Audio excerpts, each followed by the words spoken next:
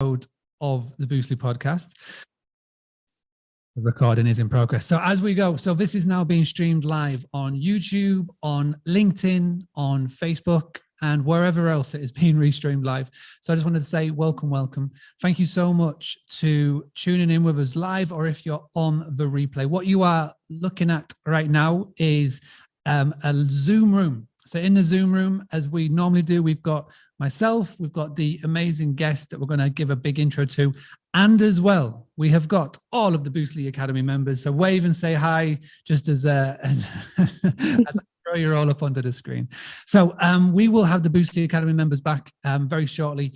But for this live video, and as the title suggests, we are going to go and delve into the world of PR. And our guest this evening was introduced to me by a Boostly Academy member, somebody that has been working with Megan over the course of the last couple of weeks and months, and was raving about it. And whenever I get a Boostly Academy member reach out to me and saying, you need to speak to X, then we get them on. And it's I'm really looking forward to it, because I mentioned to the group just before we streamed live, we haven't really delved into this topic before. So the way it's going to work, I've got some questions that I would love to chat with Megan about. We're going to let her give a big introduction.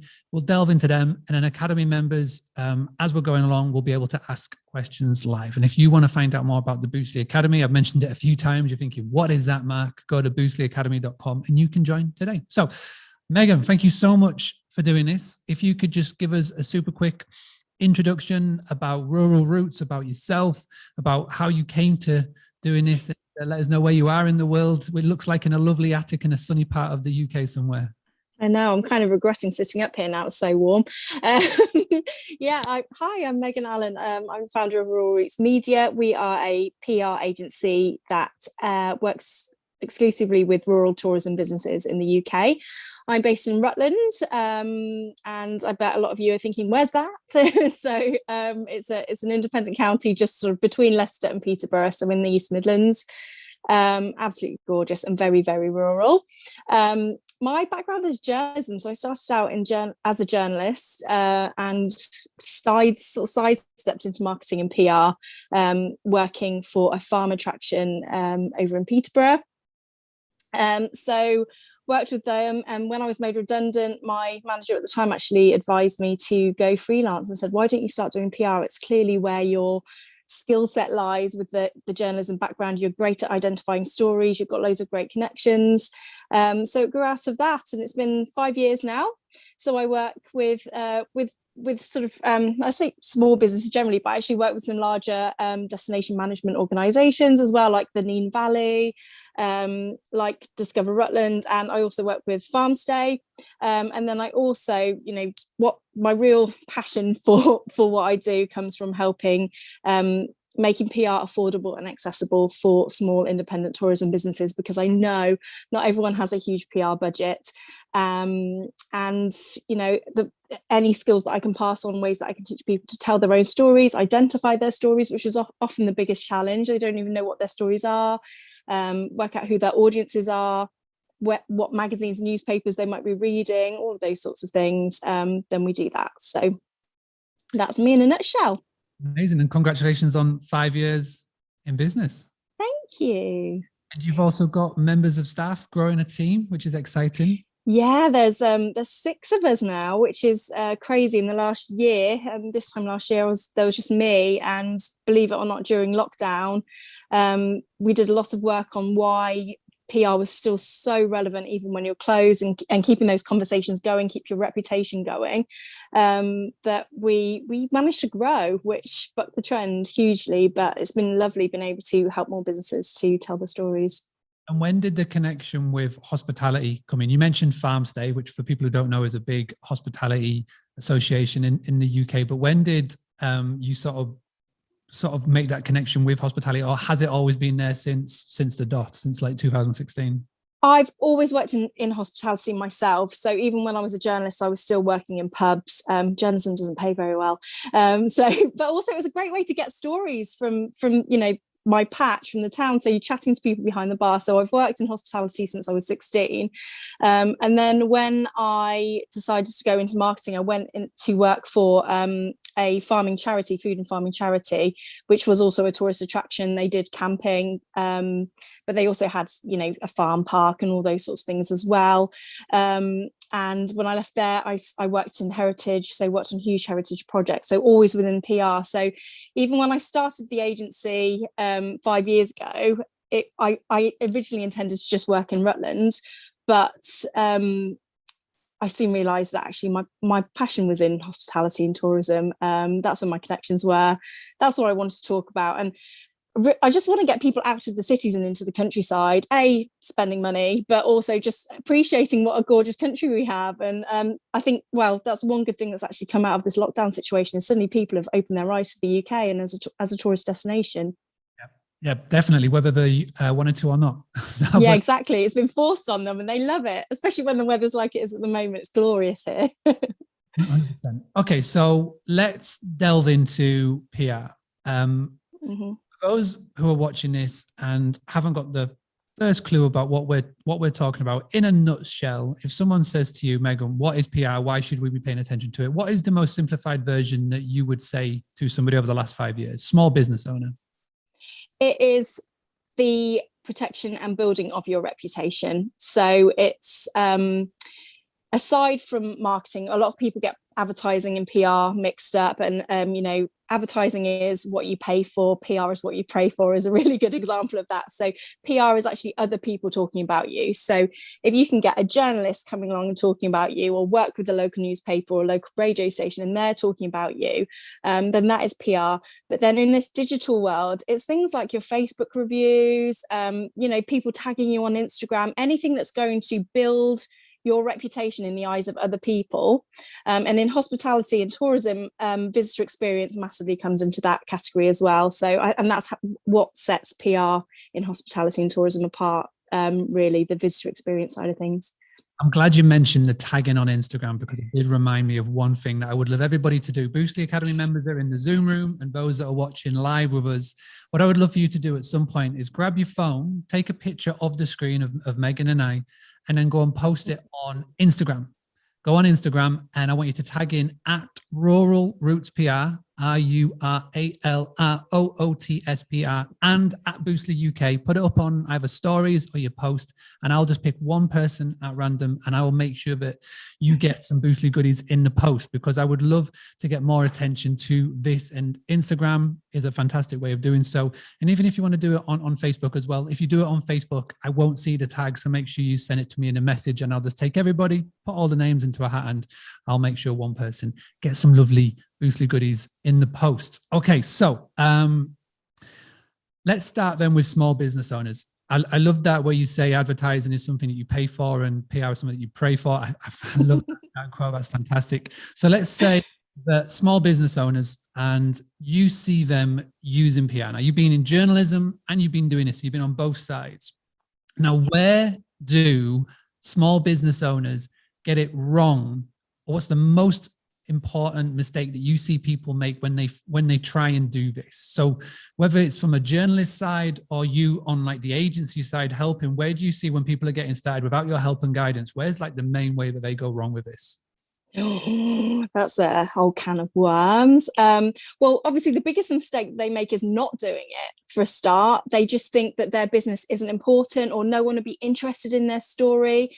And actually people are hugely interested in their story. Think about the posts that actually do well on social media. They're usually the ones with you in them or the ones where you're talking about your story. So first mistake is always thinking that they shouldn't be doing or they can't do it.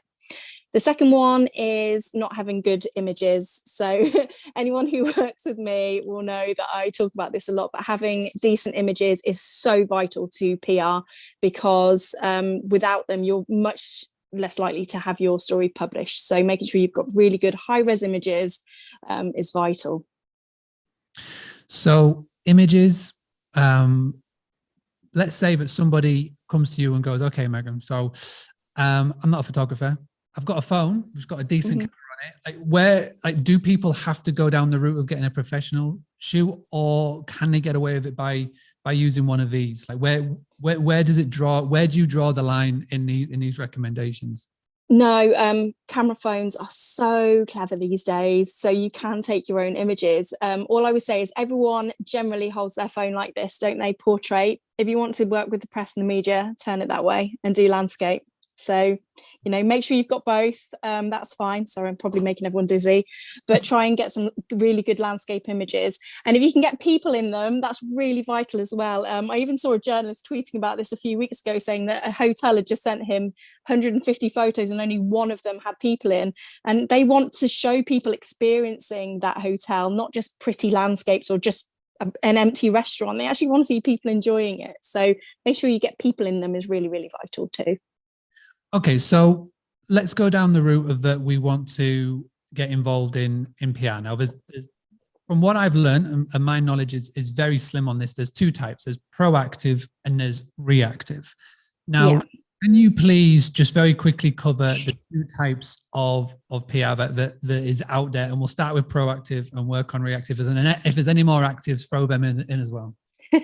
Yeah, sure. Proactive is obviously pre-planned, so pre-planned PR activity. So if you have an event coming up or a new launch or something along those lines, you've planned in that PR activity for, you will know weeks in advance what you need. You will do lots of planning on who to contact. You'll do your research on what journalists to contact, or what social media posts you're going to put out, what blogs you might write, what newsletters. All of these fall under the PR category as well, and there's a huge crossover.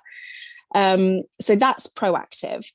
Reactive is where something happens, obviously in the press, in the national arena, international arena, or even just locally, that you can react to, that you can jump on the bandwagon of, or what we call in the industry as newsjacking. So you will newsjack that story.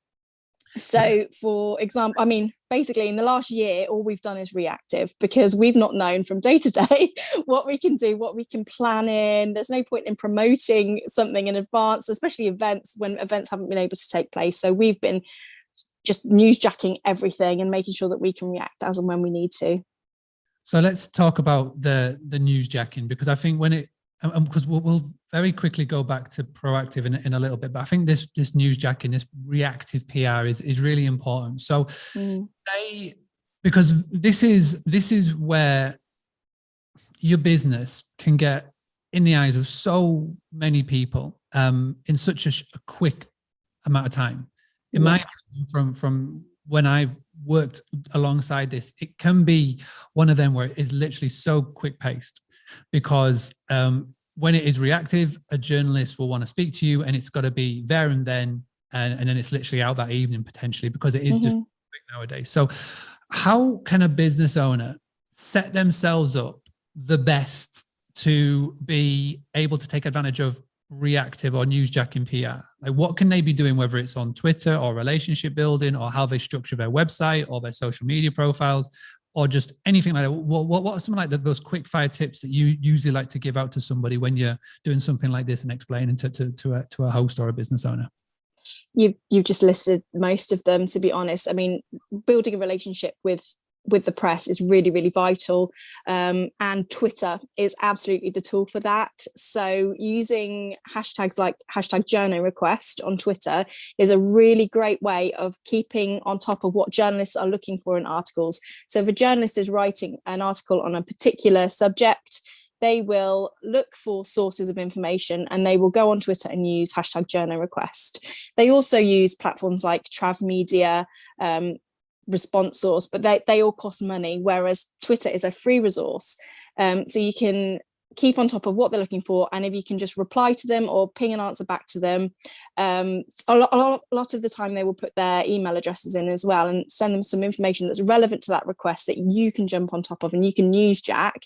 Then that's a great way of sort of building relationships, because if you start reacting to them, they might not use you straight away, but 3 or 4 occasions down the line, they'll get to know you, they'll get to recognize your face or your Twitter handle or whatever, and they'll know to look out for you. Or if they're writing an article and they know that you've responded to them before, they might just come straight to you, which has happened to a lot of our clients a lot of the time. Sometimes journalists just pass us by completely as an agency and go straight to the client now because they know they can give that information. That's interesting. So apart from Twitter, Is there any other ways that they could help build these relationships? Because obviously we're not talking about national a lot of the times. A lot of the times it could be in the local or the county level. So would you recommend even maybe doing a bit of research in this, finding out who the local journalists are in their area, through like LinkedIn and things like this? Or is it literally the best way, without being super stalky, is just Twitter?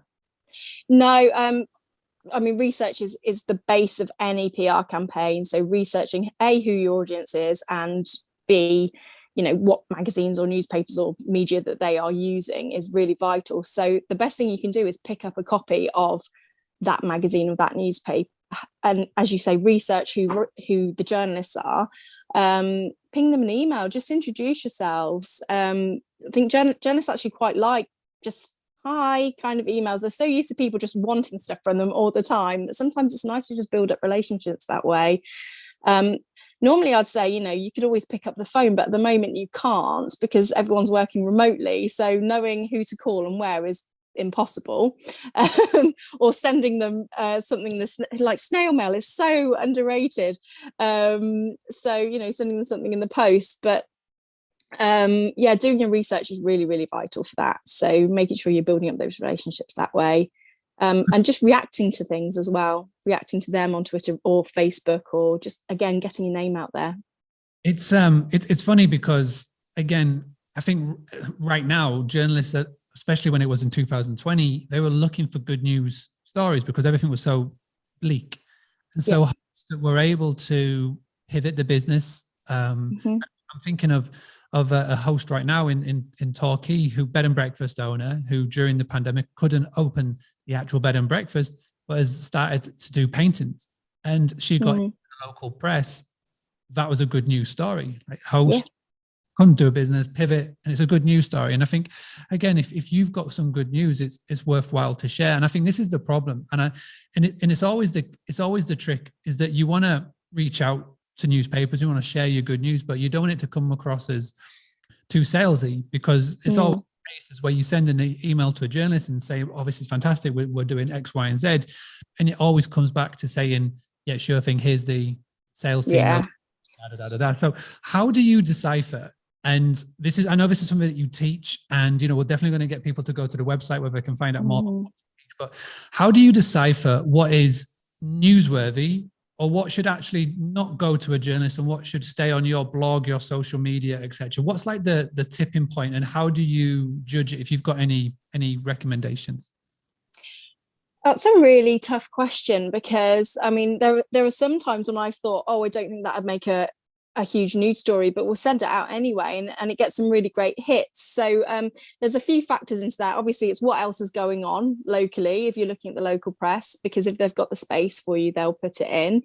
Obviously, if it's something that's quite small, that's going to just affect your followers or the people who interact with you on a regular basis, then that's much better suited to your blog and social media. And to be honest, any news I'd always recommend putting on your blog, because it's going to help with your SEO and all of those sorts of things that I don't really know that much about. I just know it helps. But being able to differentiate between sort of a news story and what's not, I mean, it's all news. It just depends on which platform you put it on. And I think, one of the things we're really advocating this year is you are the media. So actually, you need to be telling your own story as much as relying on the press or the media to tell it for you, because you've got it's all at your fingertips now. You can, before people had to rely on traditional media to tell their stories, whereas now with your blogs, your websites, social media, all of those sorts of things, you can tell any story. And actually, one of the brilliant ways that this works is sometimes you can put something out on your social media and the local press might pick it up themselves. So they'll see that you're doing that and come to you and say, can we write about this as a story? So I would never ever just wash over something and think, oh, it's not important. I think it's really, really vital. I mean, key news stories tend to be, if something's new, from a local interest point of view, are you creating employment opportunities? Are you raising money? Is it a charity event? Is it going to how is it going to impact people locally is always, you know, really, really vital to local news stories. But as you say, good news stories as well. They love good news stories. Anniversaries. We got a good piece in our local press recently because of the 5-year anniversary, and all those sorts of things, really. I just wouldn't wash over anything. Well, that's good to know. So yeah. I think it's really important that people are picking up on that little segment that you just mentioned about there of things that people are looking for now. So obviously you're on Twitter and you've got some real good relationships with journalists, and you see the things that are being asked for. So what could be some things that hosts right now, bearing in mind, and this is going to sound like a very UK specific question, because we've got people tuning in from all over the world, and the way the world is now, people have been open for a long time, or people are just reopened. So bear it in mind that staycation is big right now, and hosts starting to reopen. What should be, and again, this is very, you know, I know that we're recording this in June, 1st of June, 2021. So if you're listening to many months or years later, then obviously this may have passed by. But what could be something that hosts could be paying attention to now in terms of what a potential journalist could be looking to cover, whether it is on their newspaper or radio, TV, etc.? What would be some sort of things that they could be looking for right now to maybe potentially talk about? The first one is always stats. So if you can go back to them with some really good stats, either from your website or something along those lines, you know, record figures, record numbers, or again, all of that positive news. That's a good one. How's it been for you? So a lot of the newspapers are covering this at the moment, because we're obviously reopening in the UK in stages. The next stage is in a few weeks. We're now a few weeks into the second stage of unlocking, which was B&Bs, glamping, well, anyone with shared facilities. You're a few weeks in now. How's it going? You know, what reaction have you had from people? Have you had a positive reaction to things that you've put in place? Have you had any interesting guests along? A lot of people are finding that they've got people coming back to them who maybe haven't been for years. Can you do a before and after photograph of their experiences? All of those lovely stories. I mean, PR is all about stories and telling stories. So if you can find a lovely story from guests of, you know, what they're up to, what you're up to, and what they're enjoying. We recently published in our local newspaper.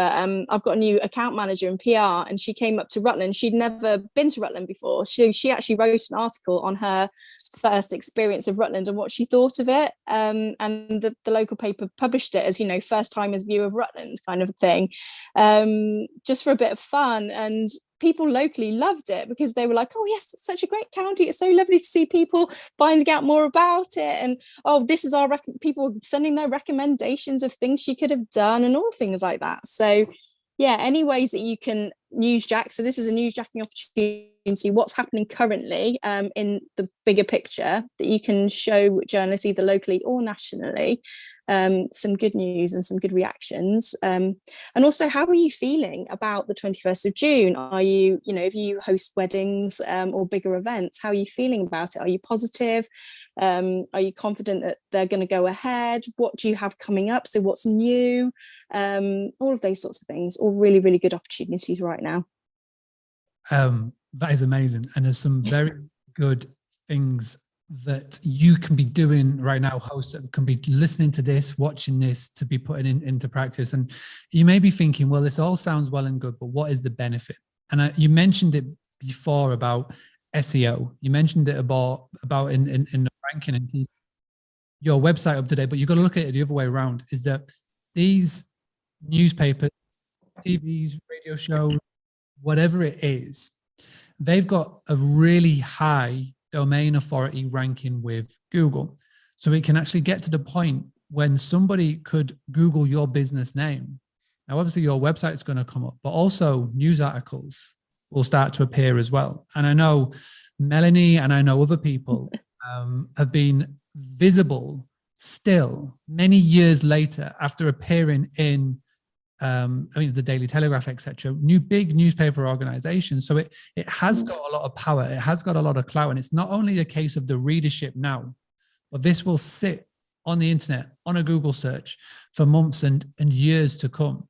So it's all about building relationships. And we talked about this a lot about building relationships in your local area, but don't just stop at local businesses. Look at the people that are working at the local newspaper or whoever it may be. And Twitter is the place to start. Do a bit of research. Go on LinkedIn, which is fantastic. So Megan, I really do appreciate that. Before we let you leave, where is the website that you would love people to go to find out more about getting PR tips? I've been on your website today, and there is a lovely pop-up that is getting people to get more advice on PR tips. Where can they find that? We're at www.rural-roots, which is roots.co.uk. And if you sign up to our newsletter, you get exclusive PR tips and exclusive on new services as well. And we're about to launch some really exciting things. So if you can join us over there, it'd be lovely to see you all. So before we go, I'm going to basically do this to Melanie. Melanie, I know you're there in the chat box. I'm going to ask you to unmute yourself because you've just put something into the chat box, which is a really good way to end this live broadcast. So Melanie, if you could just unmute yourself as you are doing so. Yes. Here we are. Hi, Melanie. How are we doing? Hello, I'm fine. Thank you. Hi, Melanie. Hi, Megan. You just put in the group chat, the Guardian newspaper, January 2016. Can you explain to us the benefit that it still has from 5 years ago of being in the paper? Well, this was a totally random journal request. I think I was out when I volunteered at a charity shop and my husband saw it, and it was like basically a journalist from the Guardian saying, can you send some photographs? And so luckily my husband did send some photographs, and we were picked up randomly as a top 10 farm stay for families. And of course, all these years later, if you do a Google search for farm stay, that article comes up. And if people are looking for a farm stay or a farm holiday, being in that article validates us as a business. So we have that on our booking form when we ask for booking source as an option, and we are still getting people that say that was how they found us, even though it's only 5 years ago. I'm just going to add very quickly, as Megan knows, the journo request that Megan prompted me to do when I did a seasonal storytelling request. There was a journalist that did a journo request looking for interesting stories of people moving from the town to the country. And so I did my little written spiel, and the journalist several weeks later, because I've forgotten about it, said, oh, sorry, I've been busy, but can we have a telephone interview? So we had a telephone interview, and it's a Zoopla sponsored, which for those overseas, they list houses for sale, and they're doing an article about various people who have moved. The little feature about us, it will be our move from a town, Reading, to the countryside, Cornwall. And so I did the spiel, and the journalist spoke to me for about an hour because I can talk for a long time. So I'll shut up in a minute. And then I got an email last week saying we'd like to send a journalist from The Guardian to take a few photos of you and Mike together. And, I did go back and said, wow, because say this just happened to be The Guardian newspaper, and say, well, I love The Guardian because we're still getting all these referrals from 5 years ago. So we do very much like The Guardian, and that has all come from Megan and this journo request. But we are lucky because we are near Padstow, and a journalist, Padstow, it's just one of those Cornwall staycation. We're very lucky to be picked up like that. But I'd never have thought, because I don't Twitter, of looking at that and looking at the term journo request. Is this a worldwide thing, Megan? Does this apply to other countries as well as the UK? No, it's generally just UK ones. It's just the UK, but there's probably other. I'm sure there will be. I'm sure there will be localized probably do ones. something similar on Twitter or something. Yeah. Okay. Thank you. So, no, that's all good. Great little story. And again, it just shows the power of it. So thank you very much, Melanie, for coming on and sharing that story. Megan, thank you for coming on tonight. And again, it's rural-roots.co.uk. I will make sure that it appears in the post. If you're watching this on social media, I'll make sure that it appears on the blog post. And if you're on the audio version, again, just come and find us, because it is really worthwhile. Going, leave your email, get the tips, and find out more about how Megan can help any small business. So again, really do appreciate it. Make sure that you please take a picture or a video, whatever you want to do from tonight's session, and go and upload it to the Instagram. And then again, if you want to tag in at Rural Roots PR, RURALROOTSPR. People shouted at me for spelling it too fast. So go and do that. Tag it on the Instagram, tag at Boostly UK as always. And I will make sure that you all get entered into a hat. I'll pick one name out and you'll win some Boostly goodies in the post. So thank you very, very much for doing that. Louise, I know you've done that, so thank you. Thank you. All right, Megan, I'll let you go. Thank you so much. Go and enjoy this lovely summer's evening. Thank you so much for having me. Thank you, everyone, and great questions. My pleasure. I do like to ask those questions. All right, so before we go, everybody, let me just make sure you turn your cameras on. And we're going to do the thing that we always do. If you've got a Boostly mug, if you've got anything nearby, if you could do me a favor, I'm going to do our very cheesy goodbye that we always do, and I'll go and get this uploaded. So let's do this. All right, everybody, on the count of 3, give me a very cheesy bye, bye, bye. 1, 2, 3. Bye, bye, bye. Look at you. You'll all look amazing. Thank you very much for being part of this tonight. Thank you very much for tuning in wherever you are around the internet. And we will be back again to do something very, very similar when we can. I've got lined up a very interesting guest, amazing guest, all the way from Los Angeles, California. I got introduced to this gentleman a couple of months back when we're doing The Clubhouse. And I'm very excited to have another marketing masterclass coming up in a couple of weeks' time. But until then, thank you so much for tuning in, and I will be back very soon. As always, stay proactive. Don't be reactive. Let's go get some direct bookings. And wherever you are in the world, I hope that you have an amazing summer and get tons of these